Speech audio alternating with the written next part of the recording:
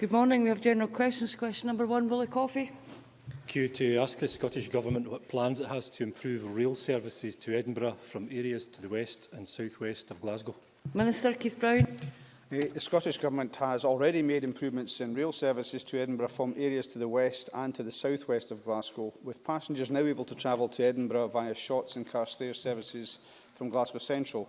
The Paisley Corridor rail improvements, PCI, have also increased capacity and improved journey quality on one of the busiest sections of the Scottish network. Additionally, through the provision of a longer franchise, we're seeking the next franchisee to develop opportunities and strategies for delivering innovative enhancements to train services. Thank the Minister for that answer. He will be aware of the large population that lives west and south of Glasgow, but the economic opportunities for people in my constituency to travel and work in Scotland's capital are hampered by having to change trains and stations and walk between Central and Queen Street, meaning the travel time can be around 2 hours to travel a distance of only 60 miles. Could the Minister give me any hope that a through service might become available for customers from the south west of Scotland at any point in the future? Minister. Yeah, I think I said in my original response that that's no longer necessary to do that. People can travel and change at Carstairs. So the change between Glasgow Central and Queen Street is no longer necessary for those most of those services. However, the point that Willie Coffey makes in regard to almost a direct service coming, say, from Kilmarnock through to Edinburgh, I think there is work currently ongoing in relation to allowing people to get a Kilmarnock to Glasgow Central train.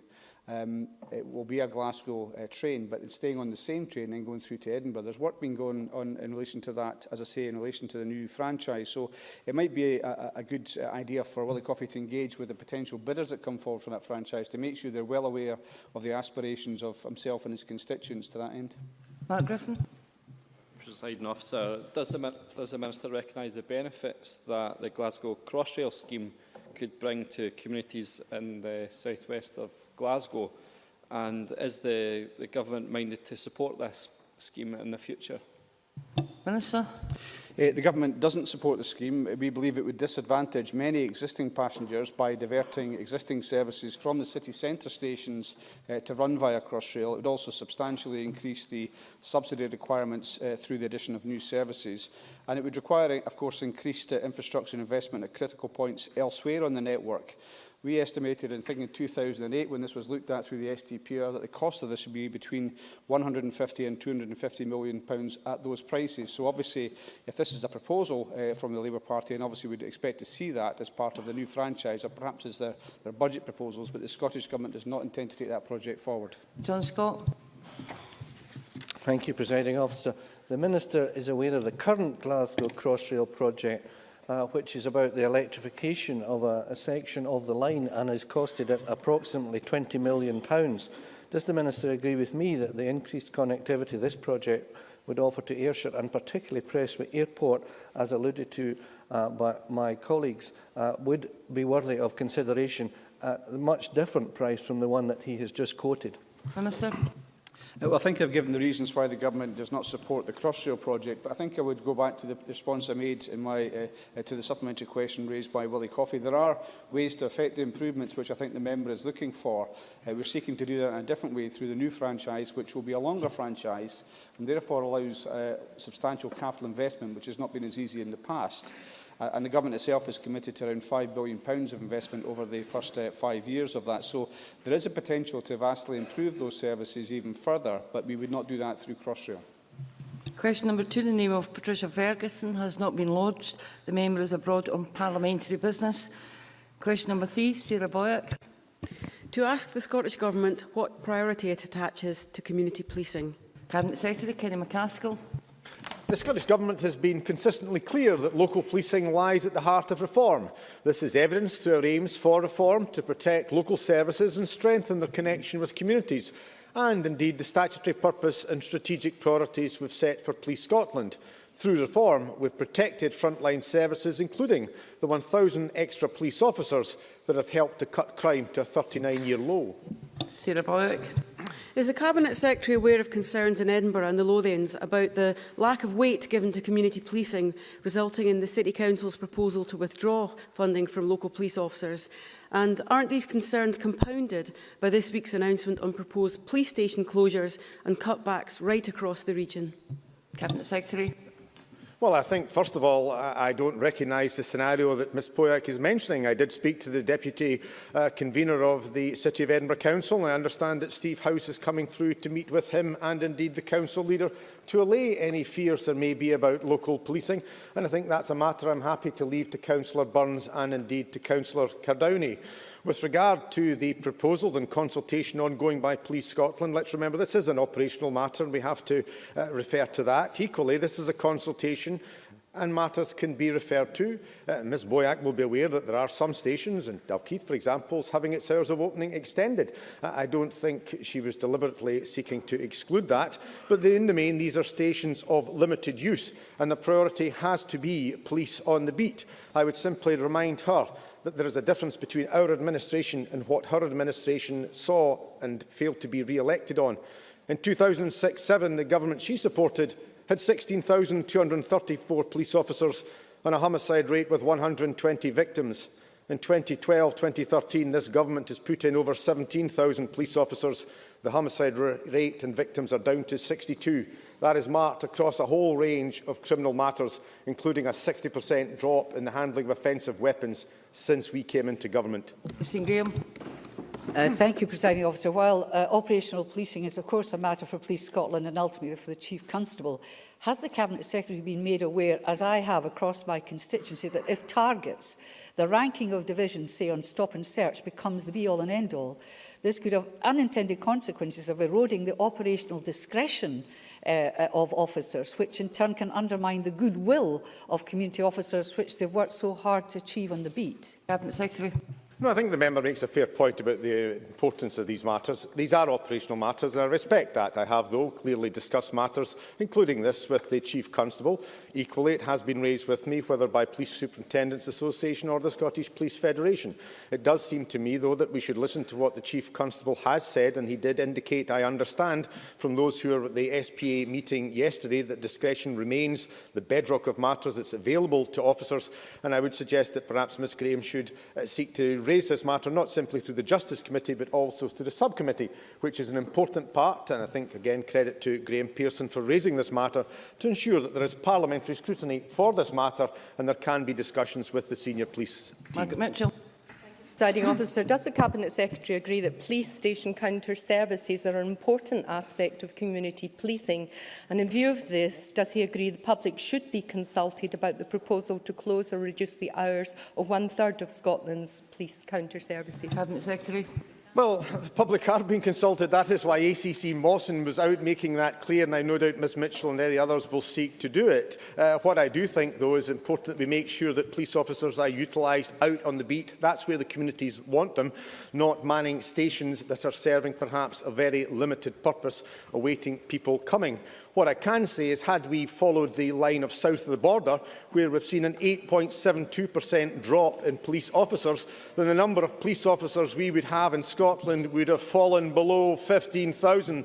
This government, unlike the coalition government south of the border, believes that frontline policing is important, and that's why we remain committed to the additional police presence in our communities, even if at times there will not be a service available in the station. Question number 4, James Dornan. To ask the Scottish Government what impact the additional 7-day wait for new claimants of job seekers allowance will have on its welfare reform mitigation measures. Minister Margaret Burgess. The increase in waiting days for job seekers allowance will cause more hardship and worry for newly unemployed people and their families. It will also mean added pressure on the local services that provide help and support for those unfortunate enough to find themselves in this position. This is why the Scottish Government is increasing its spend on mitigation measures to £68 million in 2013-14, and why our draft budget maintains spending at that level for at least the next 2 years. We will do all we can to help people make the transition to the new welfare system and to protect people in Scotland from the impacts of the UK Government cuts, but mitigating the full impact of all cuts will not be possible. James Dornan. I thank the Minister for that answer. Michael Gove, the UK Education Secretary, has suggested that people use food banks because of, quotes, decisions that have been taken by those families which mean that they are not best able to manage their finances, end quotes. Does the Cabinet Secretary share with my view that increased food bank use is actually caused by ill-thought-out welfare reforms, such as this one to job seekers allowance? Minister. Thank you. Yes, I do believe the increase in the use of food banks that we've witnessed in Scotland is a result of this UK Government's increasingly punitive welfare reforms. The increase in GSA waiting days is not a decision taken by the families using food banks, but a decision taken by a Chancellor ready to impose cuts on those least able to bear them.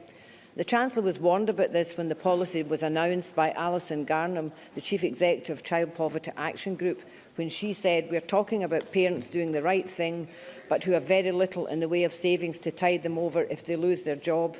There should be no doubt that this will leave more families and children cold and hungry and push more families towards doorstep lenders and food banks." And as I've said before, only when the Scottish Parliament has full control over welfare can we put in place policies which benefit the people of Scotland. Question 5, Christian Allard. To ask the Scottish Government when it last met the Managing Director of Opito to discuss the energy sector. Minister Fergus Ewing. Presiding Officer, I last formally met the previous Managing Director, Lorraine Boorman, on the 9th of October 2012. The Scottish Government continues to be in close engagement with Opito and looks forward to engaging with the new Managing Director. Christian Allard. I thank the Minister for his answer. After declaring the obvious interest, Presiding Officer, is the Minister aware that France is the second largest foreign investor in Scotland after the United States, creating thousands of jobs, mainly in the fields of energy, making the role of Opito crucial in keeping the North East of Scotland the powerhouse of the UK. With all this investment in the North East coming from France, I must ask the Minister, why are the French so positive about our future? Minister. Presiding Officer, the member puts his question with panache and a certain amount of je ne sais quoi. So far as France is concerned, we absolutely welcome the tremendous investment and support of French companies in Scotland, not least Total, with whom I had a very useful meeting in May this year. So we are delighted that France is furthering and deepening its connections with the oil and gas industry. And of course, just about every country in the world, Presiding Officer, is investing in Scotland with confidence, with effect and with success. So, La France est magnifique. Question number 6, Ian Gray. To ask the Scottish Government what its plans are for the regulation of energy markets should Scotland become independent. Minister Fergus Ewing. Presiding Officer, in February we set out our proposals for economic regulation of key markets, including energy. Individual regulators, including Ofcom, Ofgem, the ORR and the Water Industry Commissioner for Scotland, could be replaced by a single economic regulator to oversee regulation of the water, rail, telecoms and energy industries. Further, we have established an independent energy commission with industry, academic and consumer experts to provide evidence on how we could improve Scotland's stewardship of electricity and gas regulation in an independent Scotland. Ian Gray. By continuing as part of the United Kingdom, Scottish consumers stand to benefit from Labour's commitment to freeze energy prices for 2 years. To freeze energy prices for 2 years, while a new regulator with the power to control energy prices is created. Will the Minister simply match that commitment for his preferred separate Scotland and new regulator? Minister. Well, I think the record, Presiding Officer, of regulators in the UK, when one considers regulation of banking, of the railways or of payday loans, isn't one to boast about. Now, so far as the specific question that has been raised is concerned, let me just refer, Mr Gray, to what the consumer experts have said. They have said before this freeze comes in, the companies will whack the prices sky high. They have also said, and I quote, companies may put off decisions by energy companies or others to invest in new, cleaner generation capacity. The industry, SSE and Scottish Power, have said smaller companies would face insolvency and bigger companies would have to consider reductions in energies and jobs. And of course, it's been tried before, an arbitrary price freeze. It was tried in California in the year 2000. What happened, presiding officer? Blackouts and an increase in the wholesale price of 800%. 800% in California, where this measure is tried. Presiding officer, never can I recall a measure introduced by a leader of a major political party in the UK which has received such widespread, utter and total condemnation as being completely unworkable. And worst of all for Scotland, and they're listening now, I can see it. They don't like it, but they're listening. Worst of all for Scotland, such an arbitrary measure threatens to impair the essential investment in renewable energy schemes which are so important for this country. Question number 7, John Finney. To ask the Scottish Government what plans it has to expand community ownership of Scotland's natural assets. Minister Paul Whelan. The Scottish Government is committed to maximising the opportunities for community benefits and believes that Scottish public assets should be managed in Scotland for the benefit of Scotland's people. The First Minister has recently announced a target to increase community ownership of land to 1 million acres by 2020. The Independent Land Reform Review Group is also examining what more could be done to increase community ownership. In addition, the Scottish Government has proposed a two-phase approach to devolution of the Crown estate functions in Scotland, firstly involving devolution to Scottish ministers and then consideration of where the individual functions and powers might rest as a second phase. The first meeting of the recently convened Islands Areas Ministerial Working Group considered this process and the further devolution of responsibilities to island communities of the functions of the Crown estate. John Finney. I thank the Minister for that detailed response. Minister, Scotland's rivers are an important part of these natural assets. What plans and funding does the Scottish Government have to ensure community ownership of our rivers, with a key role for angling associations? Minister. Well, Mr Finney raises an important issue. We have announced in the course of the Aquaculture and Fisheries Act, the process going through Parliament, that we would undertake a review of wild fisheries management in the course of this Parliament, and hopefully we'll come before Parliament in reasonable time to give further detail of that. I know that Land Reform Review Group has also been looking at issues to do with riparian rights, and obviously we'll have to wait to see what recommendations the Independent Land Reform Review Group brings us in its final report in April. But certainly give the member an undertaking that these are issues we'll look at closely and give due consideration to. But I'm aware of the link between ownership and the access to riparian rights, and we'll look sympathetically at any recommendations that come forward. Question 8, Alex Ferguson. Thank you, Presiding Officer. To ask the Scottish Government what steps it has taken to ensure that draff remains available to the agriculture industry as a source of protein. Secretary Richard Lockhead. Last year, the Scottish Government commissioned research which found availability of co-products suitable for inclusion in animal feed, including draff, was at a historical high level. Following on from this, it has been agreed that the National Farmers Union for Scotland will coordinate a diverse group of organisations to discuss and agree a set of actions that can be taken to ensure the continued supply of draff in the future. Alex Ferguson. Well, I'm grateful to Cabinet Secretary for that response. A year ago, in an answer to a similar question from my colleague Mary Scanlon, Cabinet Secretary, he was considering how to respond to those concerns. It rather sounds as if he's still doing so, but he will be aware that those concerns have not diminished. Draff remains a key source of home-produced protein, and yet more and more of it is being used as biofuel. So can I ask when he can give us a fully formulated response to these concerns, and might he consider, perhaps through SRDP, the building of shared draft storage capacity to assist farmers to stockpile when supplies are plentiful? Cabinet Secretary.